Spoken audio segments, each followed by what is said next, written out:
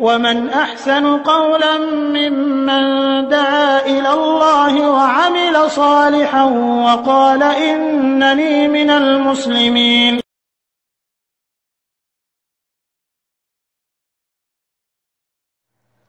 আরেকবার প্রশ্ন করেছেন যে মিথ্যা কথা বললে নাকি হায়াত কমে যায়, এটা উনি শুনেছেন, এটা সঠিক না বেঠিক? বা এই মর্মে আমি কোনো হাদিস অবগত হতে পারিনি, দলিল অবগত নয় যে মিথ্যা কথা বললে হায়াত কমে যায়। এ শব্দে কোনো হাদিস পাওয়া যায় না।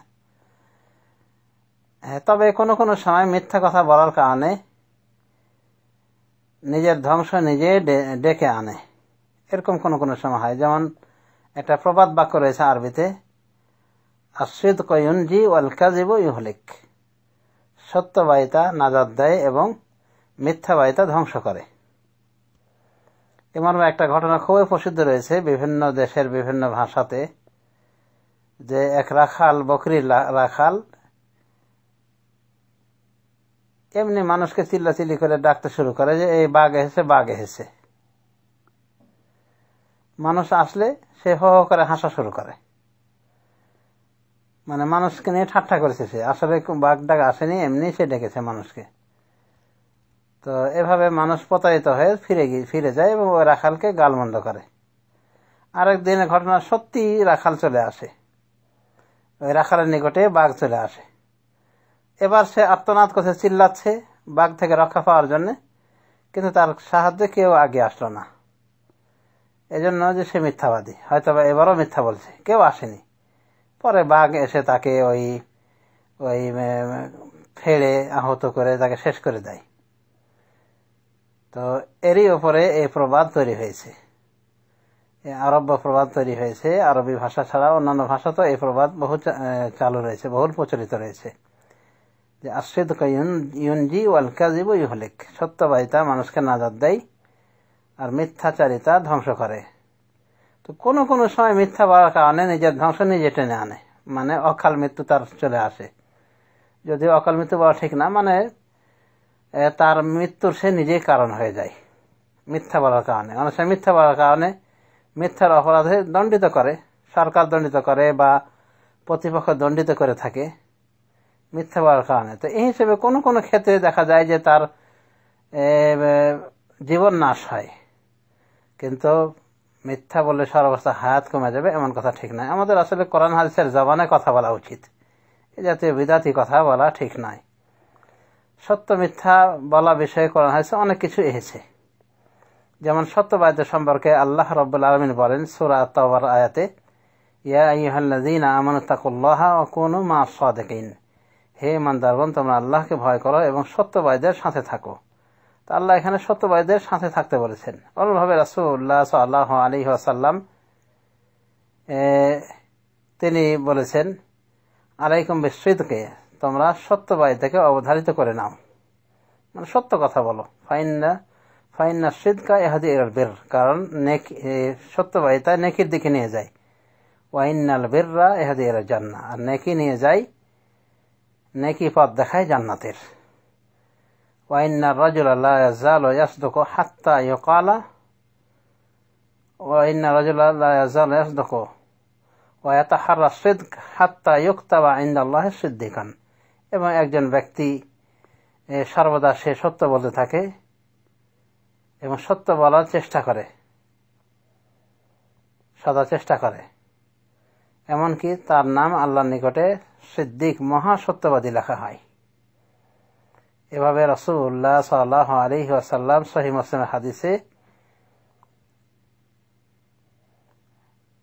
তিনি তার বাণী উল্লেখ করেছেন। তাহলে সত্যবাদিতার অনেক প্রশংসা হয়েছে এবং মিথ্যাচারিতার অনেক বদনাম এসেছে। তো মিথ্যাচারিতা এটা মুসলিমের স্বভাব নয়, বরং এটা মুনাফিকের স্বভাব। মিথ্যা কথা বলা মুনাফিকের 3 আলামতের এক আলামত বা 4 আলামতের এক আলামত, বুখারী মুসলিম হাদিস দ্বারা প্রমাণ যে মুনাফিক ইজা হাদাসা কাযাবা, যখন কথা বলে মিথ্যা বলে। ওয়া ইজা ওয়াদা আখলাফা, যখন ওয়াদা করে তখন সে খেয়ানত করে। ওয়া ইজা তুমিনা খানা, আর যখন তার নিকটে কোন জিনিস আমানত রাখা হয় তখন খেয়ানত করে। কয়টা আলামত? 3টা আলামত এক হাদিসে বলা হয়েছে। ইজা হাদাসা কাযাবা, যখন কথা বলে মিথ্যা বলে। ওয়া ইজা ওয়াদা আখলাফা, যখন ওয়াদা করে ওয়াদা ভঙ্গ করে। যখন তার নিকটে আমানত রাখা হয় আমানতের খেয়ানত করে। আরেকটা বর্ণনায় বলা হয়েছে ওয়া ইজা খাসামা ফাজারা, যখন সে ঝগড়া করে তখন সে কটু ভাষা ব্যবহার করে। ওয়াইজা আহাদা গদারা ওয়াইজা খাসামা ফাজারা, যখন সে ওয়াদা অঙ্গীকার করে গাদ্দারি করে, মানে ওয়াদা ভঙ্গ করে ফেলে। ওইটা পূর্বের হাদিসে ওয়াইজা ওয়াদা আখলাফার সাথে মিলে। তো বাড়তি যেটা আলামত আর এক হাদিসে পাওয়া যায় সেটা হলো ওয়াইজা খাসামা ফাজারা, যখন সে ঝগড়া করে মিথ্যা কথা বলে, বেফাস কথা বলে। যখন সে ঝগড়া করে ফাহিশা কথা বলে, কটু ভাষা ব্যবহার করে। তো মুনাফিকের 4 আলামতের এক আলামত হলো মিথ্যা কথা বলা। অতএব মিথ্যা থেকে দূরে থাকতে হবে এবং সত্যবাদী হতে হবে কাজে কর্মে। এমনি দাবিতে সত্যবাদী হলে হবে না। আজ তো আমাদের দেশের মানুষরা দেখা যায় যে এই পীর মুরিদে অংশ নিতেছে এবং পীররা এই আয়াতকে ব্যবহার করছে, ইয়া আইয়ুহাল্লাযীনা আমানু তাকুল্লাহ, ইয়া আইয়ুহাল্লাযীনা আমানু তাকুল্লাহ ওয়া কুনু মা'আস সাদিকিন, হে ঈমানদারগণ তোমরা আল্লাহকে ভয় করো এবং সত্যবাদীদের সাথে থাকো। পীর সাহেবরা বলেন যে তারা হলো সত্যবাদী, অতএব তাদের সাথে থাকতে হবে, মানে তাদের মুরিদ হতে হবে।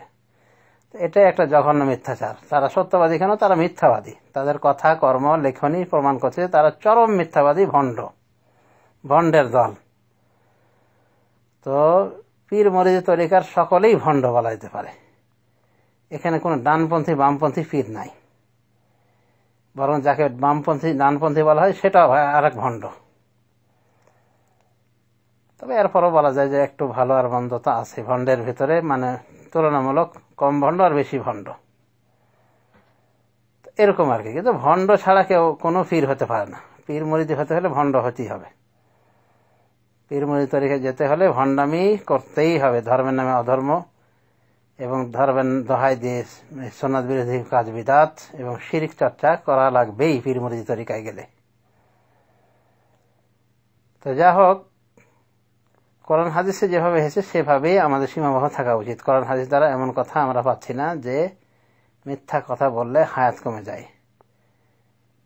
তবে মিথ্যা কথা বলার কিছু যে নেগেটিভ বিষয় রয়েছে, নেগেটিভ ফলাফল রয়েছে, সেটা আশা করি বুঝতে পেরেছেন আলোচনা থেকে। ধন্যবাদ।